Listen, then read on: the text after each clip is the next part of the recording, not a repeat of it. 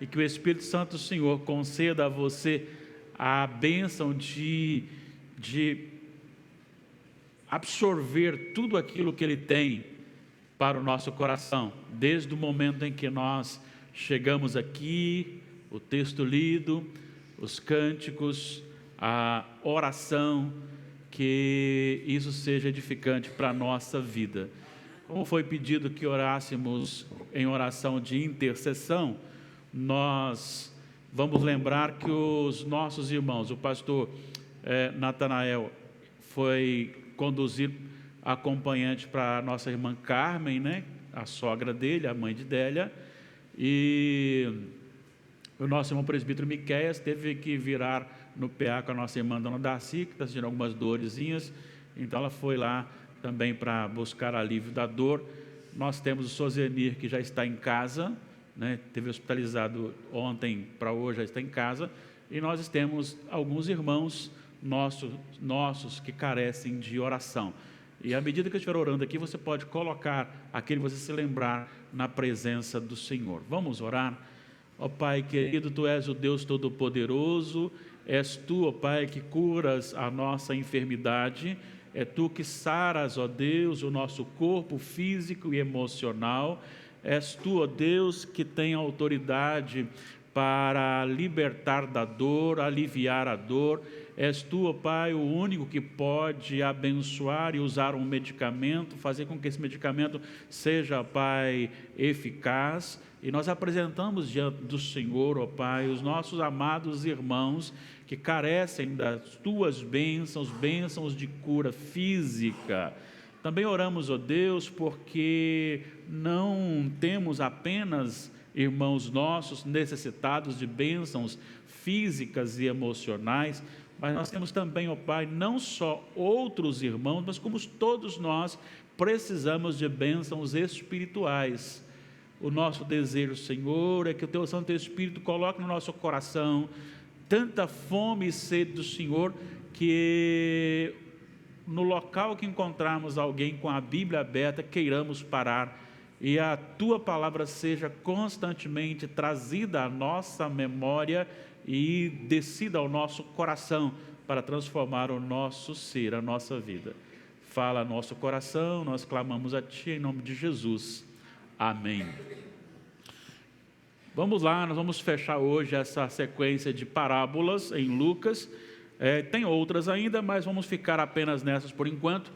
E vamos depois trabalhar outros temas para o nosso enlevo espiritual, o nosso crescimento no Senhor.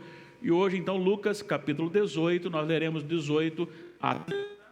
Falaremos aqui sobre a parábola do camelo e fundo de agulha ou da agulha.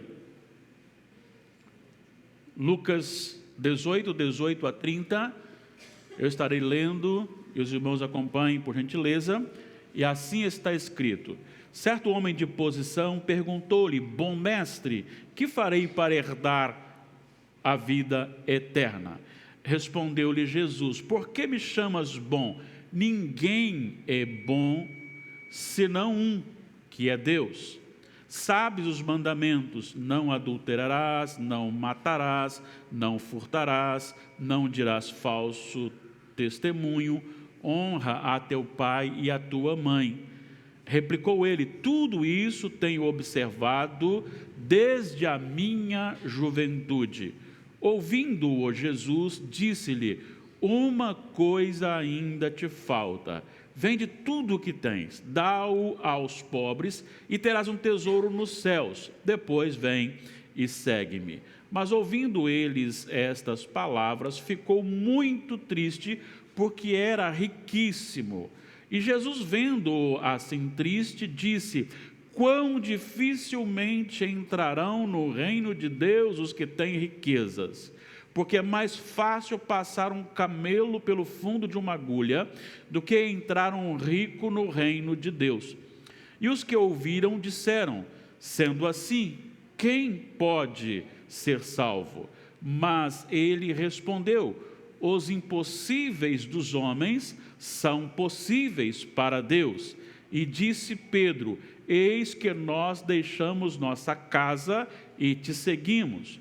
Respondeu-lhe Jesus: em verdade vos digo que ninguém há que tenha deixado casa, ou mulher, ou irmãos, ou pais, ou filhos, por causa do reino de Deus, que não receba no presente muitas vezes mais, e no mundo por vir, a vida eterna. Que o Senhor nos abençoe, que o Senhor nos ilumine, que o Senhor nos faça entender a palavra e coloque em nosso coração vida, para que a nossa vida seja transformada para a glória do Senhor. Uma coisa ainda te falta. Quando nós chegamos aqui em janeiro de 2009, a primeira coisa que nós fizemos foi, diante da direção do nosso contador, mexer com a papelada da representação da igreja junto à Receita Federal, junto aos órgãos competentes. E dá um pouquinho de trabalho, porque nós tínhamos que pegar as informações do contador, ir até a uma agência da Caixa Econômica e lá fazer os trâmites. E chegando lá, a atendente pegou todo o material. Primeiro enfrentamos aquela fila gigantesca para chegar até ela. Chegamos até ela, ela pegou todo aquele material e olhou e disse: falta alguma coisa. E aí ela pediu uma lista, e eu saí, fui lá, providenciei tudo, retornei, peguei novamente a fila e cheguei até ela, e ela olhou e disse o quê? Falta alguma coisa. Aí a sensação que eu tive é que sempre que eu voltasse nela, estaria faltando alguma coisa, até que um dia ela disse: agora não falta mais nada. No entanto, quando nós pensamos na questão do reino de Deus, na nossa competência, sempre faltará uma coisa. Por mais religiosos que sejamos, por mais bondosos que sejamos, por mais envolvidos que sejamos, por mais oradores que sejamos, por mais cantadores, louvadores, adoradores que sejamos, por mais estudantes da palavra de Deus que sejamos, por mais piedosos que sejamos, quando somos comparados com a palavra de Deus, sempre veremos a expressão: uma coisa ainda te falta. Infelizmente, os ricos e os poderosos sempre dominam na igreja visível. Se você passar, por onde você passar, você encontrará um tratamento diferenciado daquele que tem muito dinheiro, ou poder, ou influência sobre os demais. E muitos desses são até eleitos presbíteros, não simplesmente porque são vocacionados, mas pelo poder que exercem sobre os demais. Parece que nós não aprendemos que nem toda a riqueza deste mundo junta pode mover as emoções de Deus e pode levá-lo a mudar simplesmente pelo fato de se ter o poder na mão ou o dinheiro na mão, e nem mesmo todo o serviço prestado. Às vezes nós temos um grande erro de falar assim: fulano de tal é tão crente, ele trabalha tanto que ele vai direto para o céu. Não, ninguém vai direto para o céu. Pode trabalhar muito, pode dar todo o seu dinheiro, pode ser aquela pessoa que busca não pecar, ainda assim ela não pode, nunca irá direto para o céu. Todos carecem de alguém, e este alguém é o Senhor Jesus. A salvação é um ato exclusivo de Deus para o homem. Para chegar na parábola, nós vamos pegar então esse contexto relacionado ao filho, ao jovem. Aqui está como jovem rico, mas na verdade a tradução aponta como um homem importante. Alguém traduziu como um governante. O que eu sei é que era um homem e que era importante e que era riquíssimo, certo? E esse homem entra num diálogo querendo um esclarecimento de Jesus sobre uma questão, um assunto muito importante, que é a vida eterna. Olha, volte os olhos para o texto comigo, por favor, no versículo 18, Lucas então registra, certo homem de posição perguntou a quem? A Jesus. Qual é a pergunta que ele fez? Bom mestre, que farei para herdar a vida eterna? Que farei? Bom mestre. E é interessante porque esta expressão, bom mestre, pode ter dentro do seu contexto cultural vários significados. O reconhecimento que Jesus era Deus, ou até mesmo uma saudação, como que se eu o coloco numa posição elevada, ele pode me devolver também com uma saudação de posição elevada.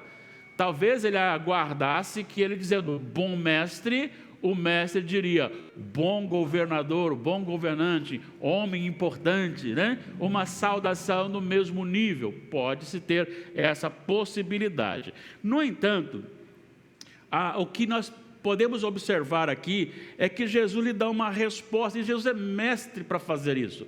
Ele sempre dá uma resposta que choca aquela pessoa. Vamos lembrar aqui do que ele falou para Maria, quando Maria falou assim, o vinho acabou. O que ele disse para Maria? Que tenho eu contigo, mulher. Quando Nicodemos falou com ele, Nicodemos fez um elogio a Jesus.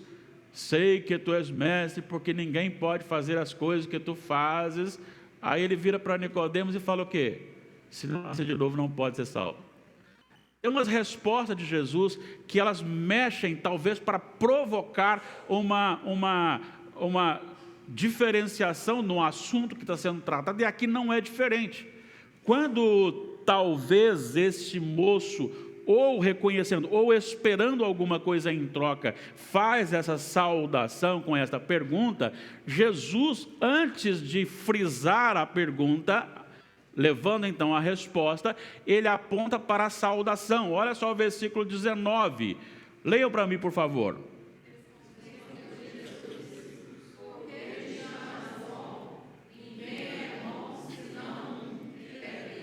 O que Jesus está querendo dizer com esta afirmação? Ele faz uma pergunta e uma afirmação. Por que me chamas bom? Ninguém é bom senão um, que é Deus. Na minha interpretação, tem mais alguns, eu estou seguindo alguns, há uma possibilidade de Jesus estar aqui conhecendo o coração daquele jovem, ou daquele rico, melhor dizendo. Jesus está aqui dizendo o seguinte: você me considera então como Deus?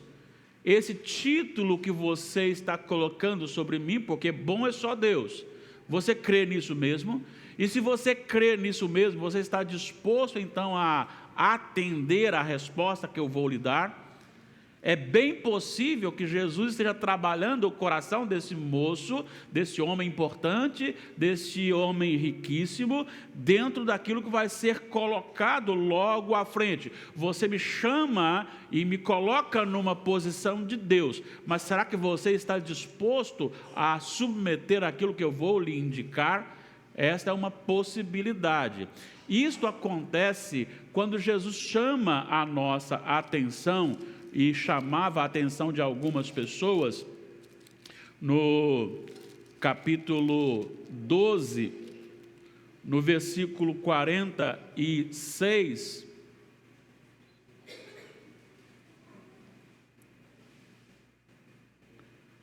Lucas 6, 46.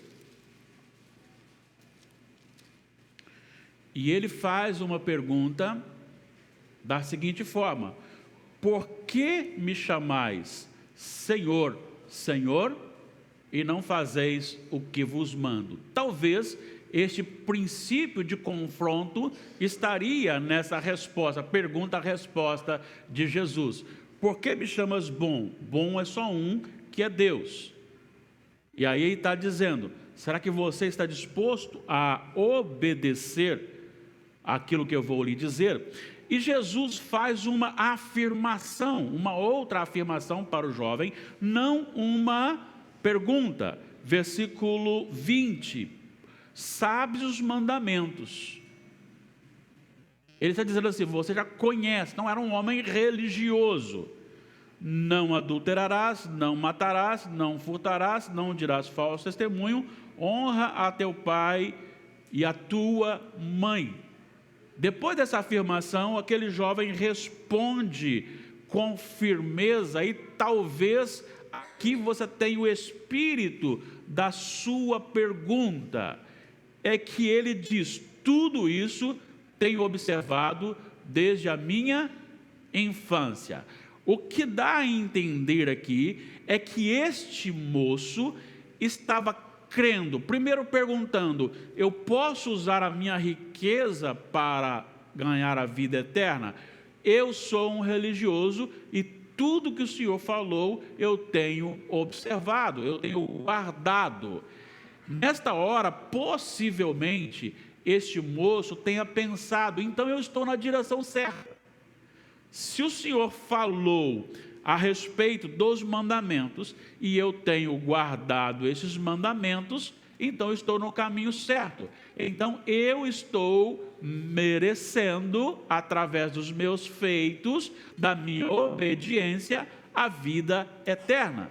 E é neste momento que ele é totalmente frustrado, porque Jesus lhe faz uma afirmação muito importante ao ouvir a sua afirmação, a afirmação do moço, a respeito de ser religioso e guardar os mandamentos. No versículo 22, ele diz: uma coisa ainda te falta. Vai, vende tudo que tens e terás um tesouro no céu. Depois vem e segue-me. Esta afirmação de Jesus, no versículo 22, ela é carregada de alguns princípios doutrinários muito importantes. Primeiro, é necessário que a gente entenda que quando ele fala aqui de bens, vai, vende tudo o que tens e terás um tesouro no céu, segundo quem conhece a cultura e que lá viveu por mais de 20 anos, envolve muito mais do que dinheiro, envolve um conceito familiar, envolve uma questão relacionada a um patrimônio familiar. Então o que Jesus estava falando para ele aqui é muito mais do que simplesmente bens financeiros, de propriedade, vendeu, dá aos pobres, mas envolvia também um contexto familiar, em que você tinha que deixar, de certa forma, este apreço pela sua família, enquanto isso estivesse atrapalhando você seguir a Jesus para o reino. Então aqui é muito mais do que dinheiro, são propriedades familiares envolvendo a própria família. E depois ele vai afirmar o seguinte: vende tudo que tens, dá-o aos pobres. Dá-o aos pobres. Isso significa que ele ficaria desprovido de toda a sua propriedade, de tudo aquilo que lhe dava segurança. E ele estaria distribuindo aquilo que lhe dava segurança, e depois disso, ele, por causa disso, ele estaria recebendo, não por ele ter vendido, mas por ele ter desprendido a sua confiança nos seus bens, ele seria riquíssimo no reino de Deus. E aí ele diz: vem e segue-me. O princípio doutrinário aqui em 2 é que o reino de Deus, ele não está fundamentado nos bens materiais. Você não garante o céu pela sua posse. Você não garante o céu pelo tanto de dinheiro que você tem, pela sua conta bancária. Você não garante o céu pelo seu cuidado familiar. Servir ao Senhor requer desprendimento, esvaziamento. O nosso amado irmão Jonas leu aqui o Provérbios 3, e lá ele diz: não te estribes nos seus próprios pensamentos. Estribar é pisar ou buscar segurança no estribo, naquela sela sobre o lombo do animal, em que você pisa para montar e ali você firma os pés, para que você não caia. Aquilo chama-se estribo. Então, firmar-se, estribar-se em si mesmo, estribar em si mesmo, é justamente você confiar na sua própria segurança. Então, quando ele esvazia-se de si mesmo, ele não tem mais nenhuma segurança naquilo que ele possui. Então, não é através de uma doação que ele vai conseguir. Não é através da sua posição que ele vai comprar o reino de Deus. Agora ele está vazio de tudo. Ele ficou pobre ao distribuir tudo o que ele tinha para com os outros pobres. Então este é o princípio do reino de Deus. O reino de Deus, a preocupação é investimento no reino. Não é que você não possa investir, mas a prioridade tem que ser o reino de Deus. E agora você tem uma outra, é que vem e segue-me. Aí você retorna com isso a resposta de Jesus para ele. Só tem um que é bom, é Deus. Seria mais ou menos, então agora que você me chamou de bom de Deus, vem e segue-me. Ou, sem seguir a Jesus, não tem como ter vida eterna. É isso que Jesus está dizendo para aquele jovem, possivelmente, ou para aquele homem riquíssimo. A sua riqueza lhe atrapalha, porque o seu coração está nos seus bens. A sua segurança está nos seus bens, naquilo que você possui e nos seus familiares. O texto diz que aquele jovem, versículo 23, saiu e foi embora triste porque era riquíssimo, ou seja, rejeitou a proposta de Jesus. Ele chama Jesus de bom. Jesus fala que bom é só Deus, mas ele não respeita aquele a quem ele dá um título divino. Ele vai embora porque ele prefere o seu dinheiro. Ele prefere o seu dinheiro. E aqui tem um outro princípio: Jesus não negocia com ninguém a vida eterna. Jesus não negocia. Jesus não chega para ele e fala: tá bom, acho que vender tudo também já é meio demais. Faz o seguinte, vende só 90%. Fica com 10%. Fica com dízimo para você. Está feito assim? Não, Jesus não faz isso. Jesus não aumenta a proposta para 80% e vai diminuindo o valor que ele deveria vender. Não. Ah, não quer não? Eu vejo Jesus dizendo assim: tchau. Ah, não vou fazer, não quer fazer não? Então, tchau. Por que isto? Porque justamente o que trata a salvação é o desprendimento de tudo. É o desprendimento de tudo. Você não tem mais o seu coração firmado em coisas materiais. Você pode até buscar as coisas materiais para o reino de Deus, usá-las para o reino de Deus. É pecado eu querer ser rico? Depende. Se você quer ser rico para o seu bel prazer, sim, é pecado. Se você quer ser rico para investir no reino de Deus, ajudar pessoas, abençoar vidas, aí glória a Deus por isso. Então, precisa entender isso. O texto continua e Jesus, olhando para ele, faz uma afirmação que entra a nossa o nosso provérbio, a nossa parábola, né? E diz assim então o texto no versículo 24: e Jesus, vendo-o assim triste, disse: quão dificilmente entrarão no reino de Deus os que têm riquezas, porque é mais fácil passar um camelo pelo fundo de uma agulha do que entrar um rico no reino de Deus. E aí, quando ouviram isso, as pessoas logo perguntaram: sendo assim, quem pode ser salvo? Quem pode ser salvo? O que Jesus estava dizendo sobre essa questão: é mais fácil passar um camelo no fundo de uma agulha do que um rico entrar no reino de Deus. Bom, nós temos algumas interpretações, e eu vou colocar aqui 3, e eu vou mostrar o que eu acho que é, né, a minha interpretação. O que significa mais fácil passar um camelo no fundo de uma agulha? A primeira interpretação é a interpretação de que a palavra camelo, ela foi escrita de forma equivocada e seria Camilo e não camelo. Camilo seria a referência a uma corda grossa.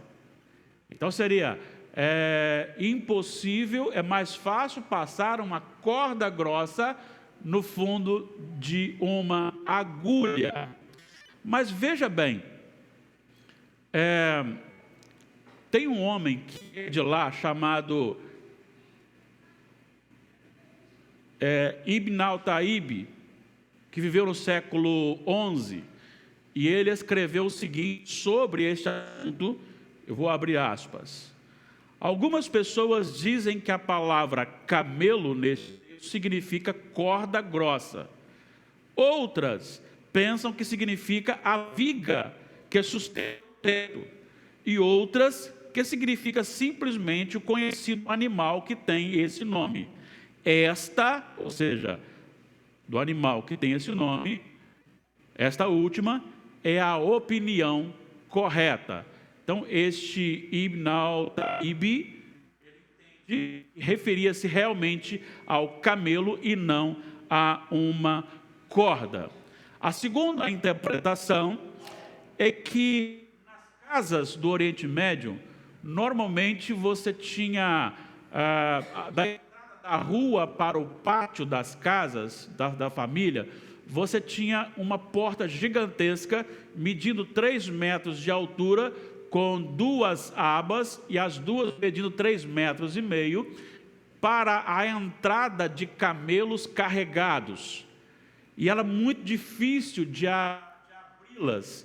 E por isso, então, eles fizeram uma portinha pequena, e essa portinha pequena era justamente por onde passavam as pessoas. Só abriam a porta grande quando tinha um camelo carregado, dada a sua dificuldade. Então seria esta portinha chamada de fundo de agulha. Então é impossível o camelo passar nessa portinha. No entanto, essa ideia também é combatida por um homem chamado Scherrer. Não é o pastor Scherrer do nosso conhecimento, não. É um antigo residente do Oriente Médio, e ele afirma: esta porta, em idioma algum, jamais foi chamada de fundo de agulha, e não tem esse nome hoje em dia também. Então isso torna muito difícil de ser esta possibilidade desta porta, dessa portinha ser chamada fundo de agulha e o camelo passar. Mas existe um outro homem chamado, sei apenas o primeiro nome dele, Elis, e ele então afirma o seguinte: o provérbio do camelo agulha deve ser interpretado bem literalmente. Então você tem aquele que pensa que camelo significa uma corda grossa, então ela não passaria no fundo de uma agulha. Você tem um outro grupo que pensa que tem a porta gigantesca de 3 metros de altura com 3,5 metros de largura para a passagem dos camelos, e a portinha aberta nela para a passagem de pessoas seria chamado de fundo de agulha, então não dá para o camelo passar por ali. E você tem uma visão de uma interpretação mais literal, E eu, particularmente, prefiro a mais literal, realmente um camelo no fundo de uma agulha. Porque o que ele está dizendo aqui é da impossibilidade da salvação de um homem por si mesmo. Esta é a principal lição. Então, ficar preocupado com corda, com a portinha, ou a literal, não faz muita diferença. A questão é você saber que Jesus estava dizendo aqui, que é impossível o homem entrar no céu por si mesmo, pela sua própria força. E diante disto, o discípulo as pessoas fazem uma pergunta. Então, quem pode ser salvo? Ele faz essa questão, e quando ele fala essa afirmação, Pedro entra em cena. Versículo 28. Por favor, leiam, por gentileza.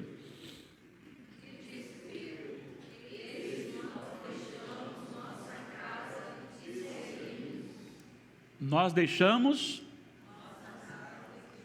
e te seguimos. Vamos dar uma olhadinha em Mateus 4, 18 a 22.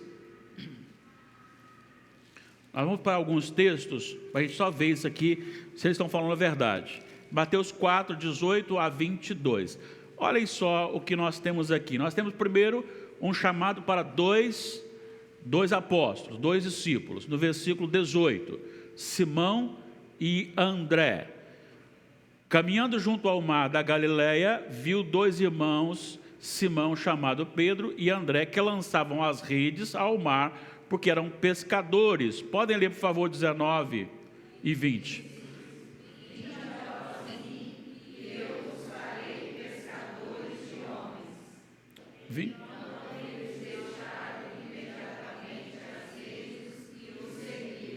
O que eles fizeram quando Jesus os chamou?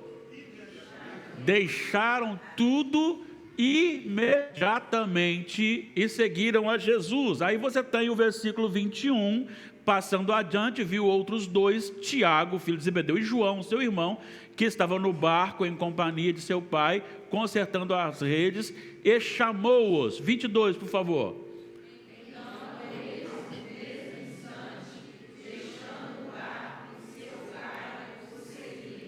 O que você vê aqui de semelhança nesses dois chamados e duas respostas? O mesmo chamado, mas nas respostas. Imediatamente, né? Imediatamente, no mesmo instante. E olha só o que diz o versículo 22, deixando o barco e o seu pai.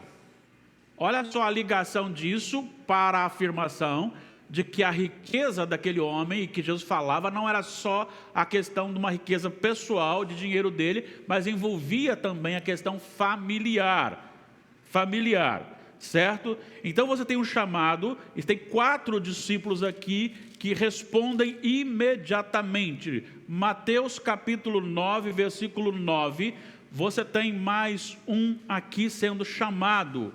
Por favor, podem ler. Mateus 9, 9. Partindo Jesus ali, viu um homem chamado Mateus, sentado na coletoria, e disse: segue-me. Ele se levantou e o seguiu. O que tem de algo parecido com os outros dois chamados?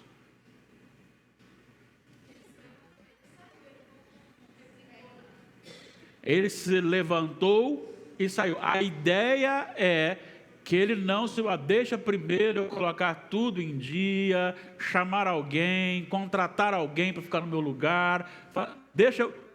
Diz que ele se levantou e seguiu.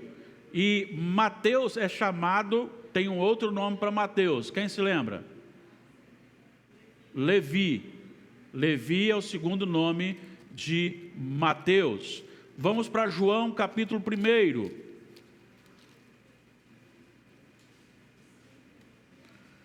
Aqui você tem também o chamado de mais 2.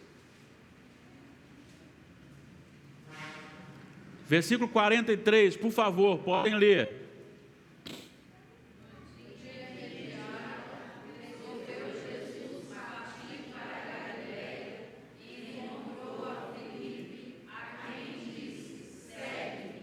Muito bem, agora ele chama Filipe para segui-lo. Filipe é irmão de quem? De Natanael. E Filipe vai a Natanael e apresenta-o a Jesus, e Jesus então faz o chamado, e Natanael também se torna um discípulo.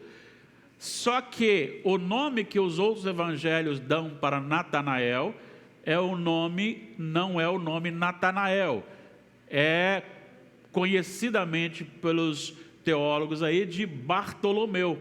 Então Bartolomeu é o mesmo Natanael, que são discípulos que foram chamados para servir e para seguir ao Senhor, e deixaram tudo e seguiram ao Senhor. Então realmente eles aqui estão dizendo que o reino de Deus requer renúncia. E a renúncia não é porque você não possa usar os seus bens, é para você não correr o risco de confiar nos seus bens. Zinzendorf era um homem muito rico, e ele tornou-se um homem sem dinheiro a partir de um movimento de oração, em que ele começou com alguns jovens orando, e começaram a enviar os moravianos, sendo enviados como missionários. Então ele chamava alguém, Deus levantava alguém comissionado para determinada cultura, e ele então dava o dinheiro para aquele moço ir para lá. Aí aparecia outro vocacionado para outra cultura, ele dava o dinheiro para ir para lá, e todos orando, e Deus foi levantando, e foi levantando, e foi levantando, e foi levantando, o dinheiro foi acabando, chegou um momento em que um homem chegou para ele e disse: eu quero ir para os Esquimós. E ele disse: moço, eu não tenho mais dinheiro. E o moço disse para ele o seguinte: dá-me um par de sandálias e eu irei. Ele tirou as sandálias dele, deu para aquele moço, e aquele moço saiu.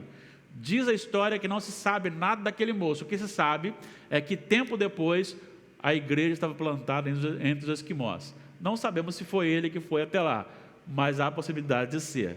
Então, pessoas que usam os seus bens para o reino de Deus, para a glória de Deus.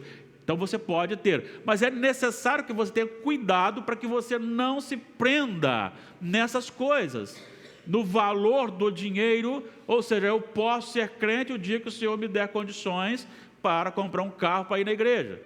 Eu vou ajudar o dia que eu tiver dinheiro sobrando. Lembra da viúva pobre? Jesus falou que ela deu mais dinheiro do que todos os outros, porque os outros davam montantes grandes de dinheiro, mas era da sobra, e ela deu daquilo que ela tinha para sobreviver. Então, no reino de Deus é tudo e totalmente tudo diferente. E agora, há uma afirmação aqui, nesse texto, que Jesus faz nesta parábola, fechando essa parábola, que é a respeito do galardão.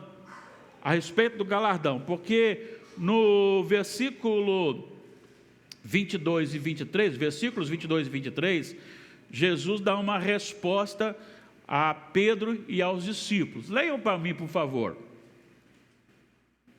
Lucas 18, 22 e 23.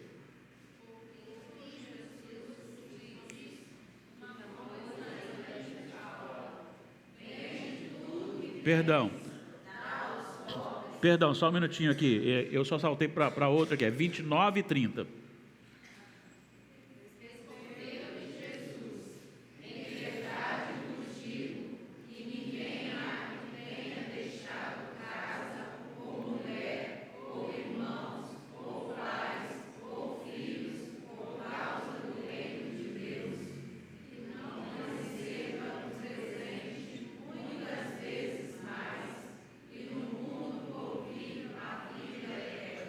Há promessas de Deus para aqueles que deixam tudo para seguir ao Senhor, de receber muito mais. O que Jesus está dizendo aqui?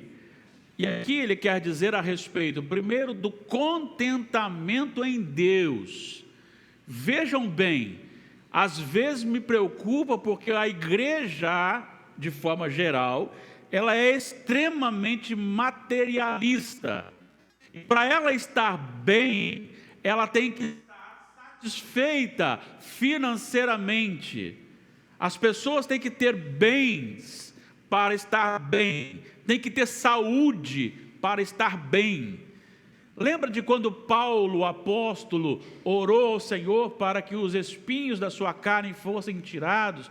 O que Deus respondeu para ele? A minha graça te basta. E depois ele escreve no capítulo 4 de Filipenses, versículo 13: tudo posso naquele que me fortalece. E ele tinha falado assim: porque aprendi a estar contente em toda e qualquer situação, em fartura e em escassez, cheio ou vazio, farto ou com fome, vestido ou com frio, não importa, porque o meu contentamento está no Senhor. Então você tem isso como promessa para aqui e agora. Aqui e agora. E esse tem sido o meu objetivo comigo mesmo e com vocês, a quem Deus me concedeu o privilégio, a bênção de liderar. Eu estou buscando, investindo tempo no Senhor, para que no nosso coração Deus seja a essência, Deus seja a fonte, Deus seja suficiente,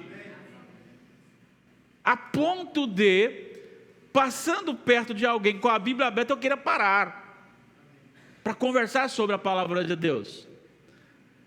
Ah, é reunião de oração, não importa, eu quero orar junto com os irmãos. É estudo bíblico, não importa, eu quero estar junto com os irmãos. É escola bíblica dominical, não importa, eu quero estar junto com os irmãos. Ah, é PG, é da casa do fulano, eu quero estar junto com os irmãos. Ah, é domingo à noite, eu quero estar junto com os irmãos. Ah, a gente vai para lá para a igreja para orar um pouquinho, eu quero estar junto com os irmãos, porque Deus me atrai. Ele me atrai. Eu quero que nós sintamos isso. Eu quero que Deus seja a essência. Deus seja a essência. Tem um jovem e o que ele fez para mim foi assim muito importante. Ele estava em disciplina na igreja e depois ele mudou-se para outro município. Ele morava até em outro município e ele resolveu a questão dele. Acabou depois casando com uma outra jovem e ele pediu à igreja onde tinha disciplinado sua restauração. E ele, em conversa com o pastor da igreja, ele disse o seguinte: eu estou indo para a igreja tal, mas na congregação, porque a congregação é muito pequena e só tem pessoas idosas. Então eu e minha esposa, jovens, queremos ir para lá para ajudá-los. A tendência nossa é para ir para onde tem muita gente. A tendência nossa é para ir para grupos que está mais cheio. E a visão dele é para onde precisa mais. Então nós precisamos ter essa visão. Deus é a fonte, não importa. Mas lá na congregação não tem jovem. Não tem problema. Eu quero ir para lá por causa de Deus, para servir ali. Este era o princípio dele. Além de Deus, você tem também irmãos em Cristo que se tornam pais, mães, avós, tios. Não é isso que acontece aqui na igreja? Quando a Ana Júlia, com aquela beleza toda dela, chega, chorou, um quer pegar, o outro, aí a Lívia vem aqui, aí o outro vai e pega, o Davi, o outro pega, o Vicente, o Mateus, o Léo. Então, cada um ajuda, e as mães ajudam, e os tios ajudam. Então, você tem uma grande família, essa comunhão de família. Você ganha mulheres sábias que lhe dão bons conselhos como mães. Você tem pessoas que ajudam na sua necessidade, se torna uma grande família. Então, às vezes, você perde alguém na família por estar com Jesus, mas você ganha muitas pessoas. E ele diz que também, na vida eterna, você tem galardão. Está aqui escrito. Eu sei que o assunto é bom, você não está falando, eu falo, bom, mas eu vou fechar agora com algumas aplicações, transformando esse texto e essa parábola numa aplicação para a nossa vida. Tá certo? Então vamos para a primeira. A salvação está além do alcance humano. Só é possível por Deus. Essa é a base. Não adianta ter dinheiro. O dinheiro não pode comprar o céu. Nem mesmo a sua própria ação ou religiosidade. Segundo, a obediência exigida por Jesus vai além da lei e é construída sobre a lei. Por quê? Porque Jesus falou assim: você está guardando a lei? Tô. Tá, mas tem uma coisa no seu coração que está agarrado ainda. Então Jesus está dizendo assim, vai muito mais do que simplesmente atos que eu faça em obediência. Não matará. Ah, eu não mato. Não adulterarás. Não, eu não adultero. Não furtarás. Não, eu não furto. E assim você vai dizendo, não faço isso, não faço aquilo outro, não faço aquilo outro. Enquanto que a essência da lei é muito mais, o evangelho é muito mais do que não fazer coisas. O evangelho nos conduz a fazer coisas. Vai, vende tudo que tens, dá-o aos pobres. Agora já envolve uma ação, e uma ação voluntária de servir aqueles menos favorecidos. 3. Seguir a Jesus é o único meio possível de entrar no céu. Pastor, eu já sei. Será que sabe mesmo? Faça uma retrospectiva do seu dia, naquilo que você fez errado contra a vontade de Deus. Você vai encontrar uma coisa com certeza. Saiba, será que você está realmente seguindo a Jesus? Porque Jesus, primeiro, eu acho que ele estaria aqui na igreja toda sexta-feira para orar com o pessoal e seria o último a sair. Porque ele amava orar. Ele amava a presença do Pai. Segundo, Jesus, ele amava obedecer o Pai, não só a comunhão com o Pai, mas a obediência, a tal ponto de ir para a cruz em obediência, enquanto lhe foi oferecido o reino deste mundo. Será que eu tenho seguido Jesus de verdade? Terceiro, quando alguém está em pecado, qual é a minha atitude sobre aquele acontecimento? Eu tenho críticas julgativas ou eu intercedo e tento recuperar? Ontem lá no grupo nós estudamos sobre a mulher foi apanhada em adultério. E Jesus deixou claro, olha, não é minha função juiz. Eu sou salvador, eu sou o advogado. Nesse momento. Seguir a Jesus requer estas iniciativas. 4. Seguir a Jesus requer colocá-lo acima dos bens, família e de si mesmos. Não é o que eu quero. Lembra o que Paulo disse aos romanos? Não vos conformeis com esse século, mas transformai-vos pela renovação da vossa mente, para que experimenteis qual seja a boa, agradável e perfeita vontade de Deus. 5.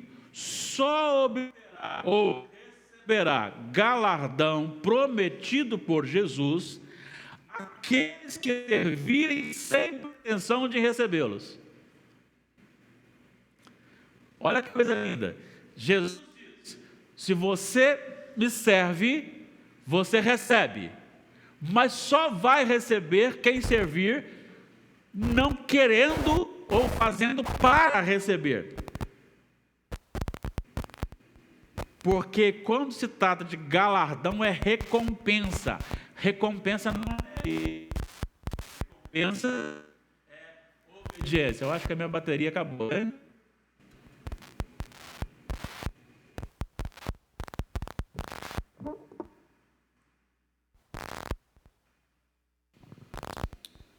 Assim como a bateria, também estamos fechando aqui, tá bom? Fiquem tranquilos.